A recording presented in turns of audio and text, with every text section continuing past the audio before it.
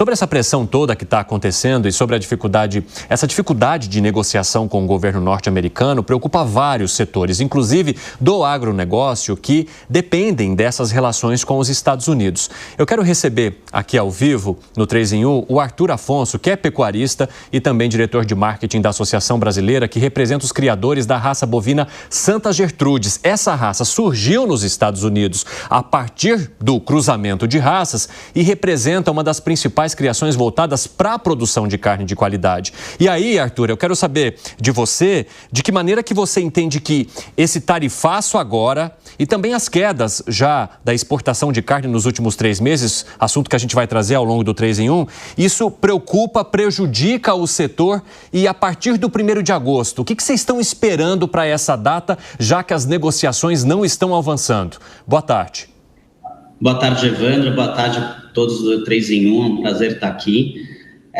Falando um pouco sobre o mercado, sobre a exportação, né? A gente vinha numa crescente na exportação de carne, principalmente para os Estados Unidos. Em 2024, a gente cresceu 54%, né, o volume de carne, onde os Estados Unidos se firmou como o segundo maior destino para a carne brasileira.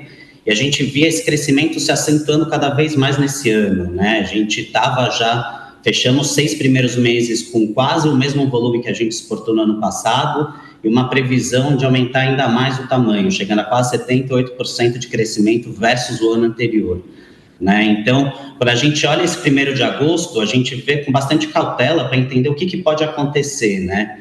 A gente sabe que os frigoríficos brasileiros já pararam de produzir carne para destino para os Estados Unidos. A gente tem muita carne, a gente está falando de quase 30 mil toneladas que estão nos portos brasileiros, estão em trânsito, e a grande questão que a gente tem é, se essa carne vai chegar lá ainda com a tarifa anterior ou com 50%, né? Então, essa tarifa acaba inviabilizando o negócio, né? A gente está falando de uma carne que ficaria tão mais cara que provavelmente não seria aceita, né? Então, a gente teria que desviar para outros destinos essa carne que estaria parada ou em trânsito nesse período.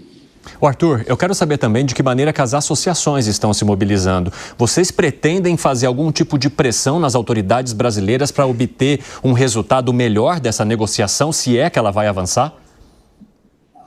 Sim, a gente tem se conversado bastante entre todas as associações de criadores, né, porque para ganhar justamente um corpo muito maior e ganhar relevância e começar a pressionar também o governo por algumas saídas, né, uma vez que quando a gente olha, né, a possibilidade de exportar para outros países, a gente vê que leva um tempo muito maior, que esse período, né, de vendas seriam perdidos, né, principalmente para o gado, para a carne bovina. Então, a gente vê o nosso grande impulso, né, a nossa grande pressão vai muito em cima do atraso, né, de postergar essa data desse início dessa nova tarifação americana. Arthur, só para a gente finalizar, no caso do negócio de vocês, há um temor também da perda de rentabilidade, de competitividade diante do que significa a produção de carne nos Estados Unidos? Só para a gente fechar. Evandro, muito, porque na verdade o crescimento americano ajudou bastante o setor, né? Porque o mercado interno que absorve entre 67% e 70% da carne produzida no Brasil, ele vinha numa queda crescente com a queda do poder aquisitivo do brasileiro, e aí o mercado americano acabou puxando esse valor, né, com um produto com maior valor agregado e acabou elevando o preço da carne no Brasil, né? Então, a gente vê que já esse tarifaço, a gente já sentiu no último mês uma queda de 5% no valor da arroba do boi, né, do preço da carne, e que isso é uma grande dúvida, né? Porque se a gente deixar de vender para os Estados Unidos, que tem um valor mais agregado, lógico, a gente vão ter outros países que vão acabar vindo buscar, né, essa carne excedente que a gente está produzindo, mas cobrando um valor mais barato, né? Então, isso acaba atrapalhando a rentabilidade do setor como um todo, de toda a cadeia da pecuária bovina. Arthur Afonso, que é pecuarista e diretor de marketing da Associação Brasileira que representa, então, essa raça Santa Gertrudes aqui no país. Obrigado por conversar conosco. O espaço está sempre aberto por aqui. Até a próxima. Até a próxima. Obrigado, Evandro. Um grande abraço. Alan Gani, vamos falar então sobre essas pressões do setor e pressão que vem ainda maior agora com essa fala do senador norte-americano, de que pretende esmagar as economias que não deixarem de comprar o petróleo russo por causa de toda a situação que os Estados Unidos tenta sanar também da briga ou da guerra entre Rússia e Ucrânia. Aonde isso vai parar, Alan Gani? Olha só, é uma escalada muito complicada. Primeiro, porque o mundo real acaba se impondo. O mundo sem o petróleo russo para. Você goste ou não da Rússia, o mundo é dependente do petróleo russo. Você tem uma oferta muito grande de petróleo. Então, vários países compram petróleo da Rússia, evidentemente. Quando os Estados Unidos embargaram a Rússia, você simplesmente teve um desvio de rota, né? Passaram a comprar da China porque o petróleo era desviado. Utilizavam outros países para exportar o petróleo russo, ou seja, um embargo de faz de conta. Então, esse é um primeiro ponto, né? O próprio Brasil é dependente de fertilizantes da Rússia. Inclusive, à época, o presidente Jair Bolsonaro foi à Rússia justamente para manter o acesso a fertilizantes durante a guerra entre Rússia e Ucrânia. Agora, essa fala do senador norte-americano me causa preocupação. Inclusive, muitos intelectuais da base do MAGA têm sido muito críticos a Donald Trump. Aliás, eu até já faço uma distinção. Trump é uma coisa, o MAGA já é outra. Que é o seguinte: você, colocando tarifa protecionista no mundo inteiro, sabe qual é o efeito que você está gerando? Um efeito de você aproximar outras economias e distanciar dos Estados Unidos. Por quê? Porque você vai confiar em fazer um acordo com aquele que vai te meter um protecionismo, aquele que vai te meter imposto, você tem um efeito contrário. Você vai falar, opa, peraí, eu vou começar a me unir com outros, porque esse que era o meu aliado agora está me retaliando.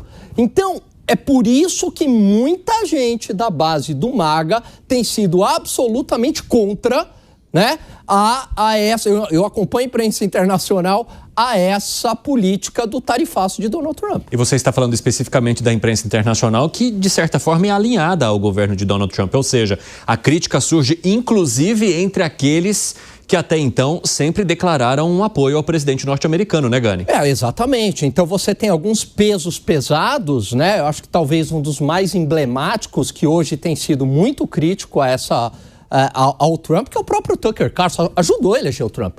O Tucker Carlson é um formador de opinião. O Twitter dele lá tem 16 milhões de seguidores.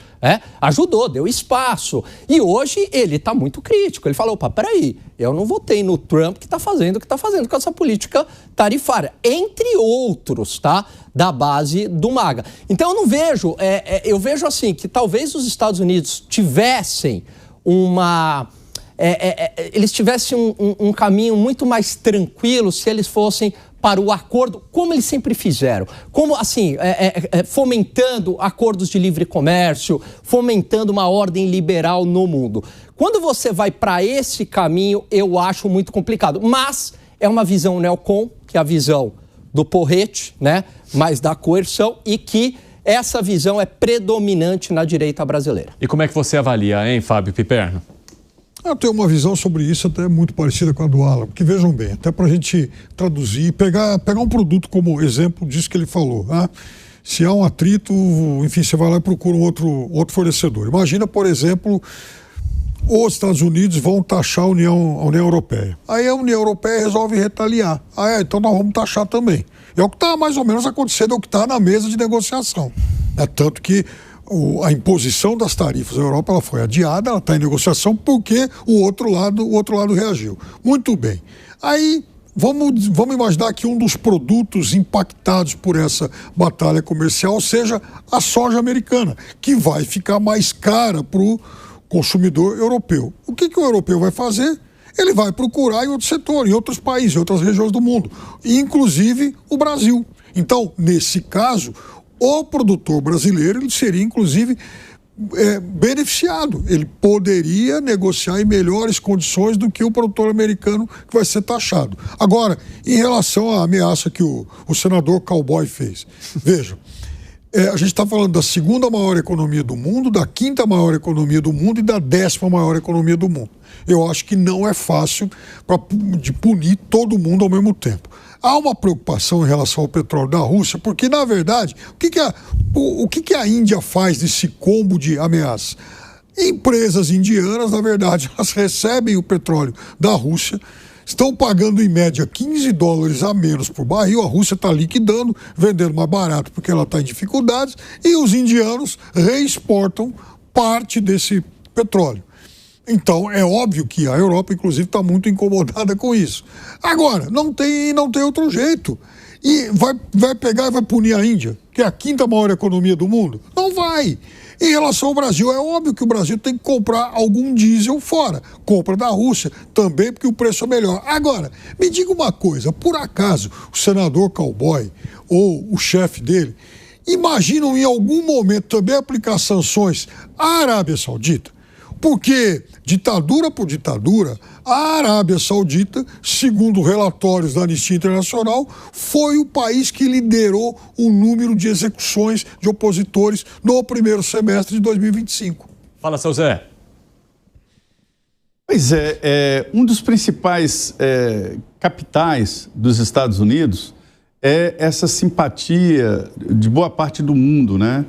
Certa vez eu conversei com a embaixadora norte-americana aqui em Brasília, numa conversa informal aqui, e eu falando de um sentimento anti-norte-americano que existia naquela época, ela me mostrando um trabalho muito pesado do Departamento de Estado, com oferecimento de idas aos Estados Unidos, formação de jovens líderes, o investimento em organizações internacionais, e tudo isso amenizava e melhorou a imagem dos Estados Unidos. E agora vem exatamente o contrário, porque existem sim sentimentos anti-norte-americanos espalhados pelo Brasil inteiro e por outros países. E isso será fortalecido. No mais, o Dani tem muita razão, quando ele fala exatamente nessa preparação de futuro. Quer dizer, primeiro, não se pode abrir tantos flancos assim de guerra como o Donald Trump está abrindo, e todos ao mesmo tempo. Guerrear com o mundo inteiro. O Piperno citou aí alguns países que formam aí as maiores economias do mundo somados, né? Mas fora isso existem outras insatisfações, como Venezuela e outros que não representam muito no contexto mundial. A guerra tarifária é um tipo de guerra econômica que eu prestei muita atenção na Rússia. Era inédito e decidiram ali, Europa e aliados, Estados Unidos inclusive, fazer uma guerra econômica contra a Rússia. O que deu? Aumentou o PIB da Rússia. Então, assim, não é uma conta assim, tão objetiva essa história de embargos, porque a Rússia foi embargada de todas as formas possíveis, né? Então, é muito difícil. Então, proibir países de comprarem o petróleo russo é complicado demais, não dá. É impossível atender tudo que os Estados Unidos querem. Então, o que eu estou vendo? Primeiro, é que um deputado conversou ali com os setores da economia do Brasil e voltou ao Congresso Nacional e me falou o seguinte, que já estão preparando novos mercados. Diz que já metade da exportação para os Estados Unidos já está comprometida, metade. Mas diz que é a coisa mais lenta, que vai demorar 3 a 4 meses. Precisa de contratos, viabilização de logística e tal, para se ter uma ideia. Então, assim, isso vai provocar um transtorno muito sério na economia do Brasil, desarranjos, algumas empresas podem, sim, quebrar, e o governo está providenciando maneira de minimizar.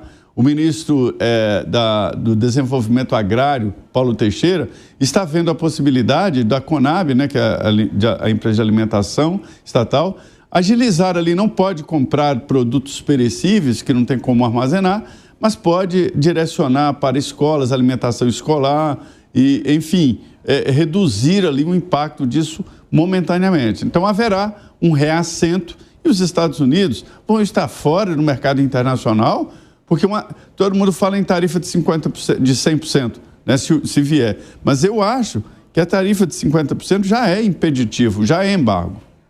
E para você, Bruno Musa? Bom, eu vou na linha de quase todo mundo, mas vou fazer aqui algumas ponderações que eu considero importantes. Vamos lá. Eu acho que colocar preço, como a União Europeia e o Reino Unido está fazendo, preço teto agora de $46,70 no barril de petróleo russo, antes daquele embargo total. Enfim, isso gera distorções dentro da própria economia. Como muito bem o Alan falou, eu sou muito mais a favor de um mercado completamente aberto, onde você favorece. Acabamos de entrevistar um pecuarista aqui e a gente já viu as carnes, a exportação de carne brasileira caindo 80% já para os Estados Unidos. É ruim para o mercado local e é ruim para os próprios americanos que pagam um preço mais alto. É um perde-perde. Eu também já mencionei que eu concordo que os Estados Unidos precisa revisitar as suas práticas e ajustar os seus déficits comerciais em conta corrente, mas eu não concordo com esse remédio de tarifa, que eu acho que prejudica absolutamente tudo, e acordos de livre comércio seriam muito mais eficientes, tanto para os consumidores quanto para os produtores. Agora, um comentário só a respeito da Rússia, que eu acho que eu já mencionei aqui, que eu me debrucei em alguns números lá, já tive a oportunidade de conhecer a Rússia, é um país bastante complexo. Quando a gente viu o PIB crescendo em 2023 e 2024, é relativamente fácil você turbinar o crescimento econômico. Você tem agora a Nabiullina, que é a presidente do Banco Central, e o presidente o ministro da Fazenda local, falando abertamente que a Rússia já está à beira de uma grande recessão, que o crescimento da economia foi potencializado justamente pelos gastos militares, que representa 40% da despesa orçamentária da Rússia, e que eles estão chegando no fôlego final disso. Então, eu acho que a economia tem que se olhar num prazo muito maior, porque no curto prazo anabolizar é relativamente simples.